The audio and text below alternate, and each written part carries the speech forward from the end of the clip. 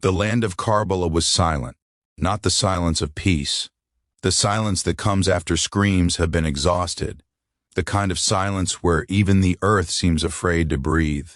Just hours ago, this ground had witnessed things that history itself would struggle to carry. Here, Hussein had stood alone. Here, Ali Akbar had fallen. Here, Abbas had lost his arms. Here, a 6-month-old child had been lifted toward the sky, only to return lifeless. Now there were no voices, no swords, only bodies. And one woman, Zaynab, no weapon in her hand, no army behind her, no shield except faith.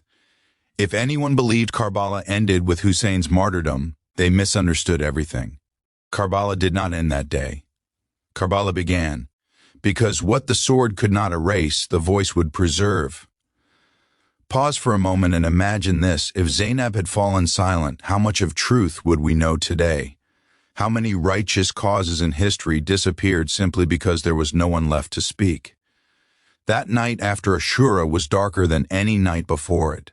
Children cried from hunger and fear. Women searched the darkness for familiar faces that would never answer again. The tents were burned.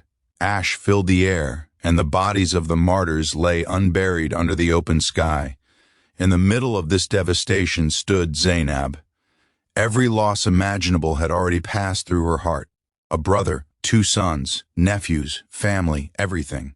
Yet she did not collapse. She moved from child to child, pulling them close, whispering words not of despair, but of meaning. "Do not cry," she told them. "Your fathers did not lose. They fulfilled their purpose." This is where most people misunderstand strength. They think strength is loud. They think it looks like victory. But true strength is standing upright when the world expects you to fall apart. Zaynab was not surviving. She was carrying a mission. The next morning, chains replaced ashes. Ropes replaced shelter. The family of the Prophet was taken as prisoners, from dignity to humiliation, from honor to captivity. Zaynab, granddaughter of the Messenger of God, raised in the house of Ali and Fatima, now walked through streets as a captive. And this is the hook most people miss. Oppression is not satisfied with killing the body. It wants to humiliate the memory. The streets of Kufa were crowded. People watched. Some mocked, some wept. Many pretended not to understand what they were seeing. "They are rebels," some whispered. "Enemies of the state." That is how injustice always hides, behind language. And then Zaynab raised her head. She did not scream, she did not beg. She did not curse, she spoke truth. Her words cut deeper than swords ever could. "O people of Kufa," she said, "you cry now, may your tears never dry. You invited us, and then you betrayed us." Silence fell.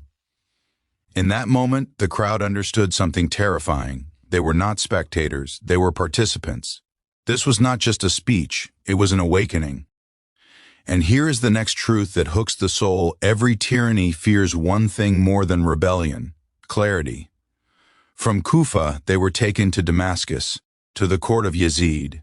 Gold, silk, power. A throne built on fear and silence.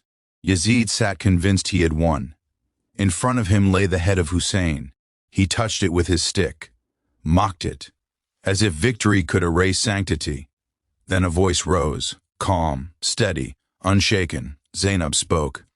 "Do you think," she asked, "that today you have gained control over the heavens and the earth?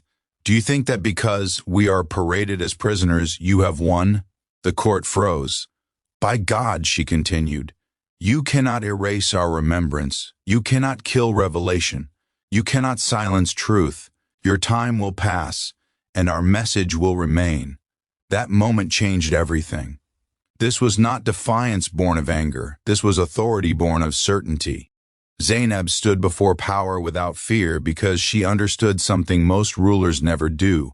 Power without justice is already defeated. Think about this carefully. Hussein taught the world how to die with purpose. Zaynab taught the world how to live after devastation. This is why Karbala is not a tragedy alone. It is a blueprint, a question echoing through centuries. When truth is slaughtered, will you disappear or will you become its voice? Zaynab had every reason to break, every reason to scream, every reason to curse the world. She did none of it, because this was not patience born of weakness. This was awareness. She knew that history listens longer than crowds. She knew that injustice thrives on silence. She knew that survival without meaning is another form of death. Here is the painful truth we avoid today. Many people admire Hussein's sacrifice, but very few are willing to carry Zaynab's responsibility. It is easy to mourn. It is hard to speak. It is easy to cry over injustice. It is hard to confront it. Zaynab did not allow the blood of Karbala to become just another forgotten tragedy.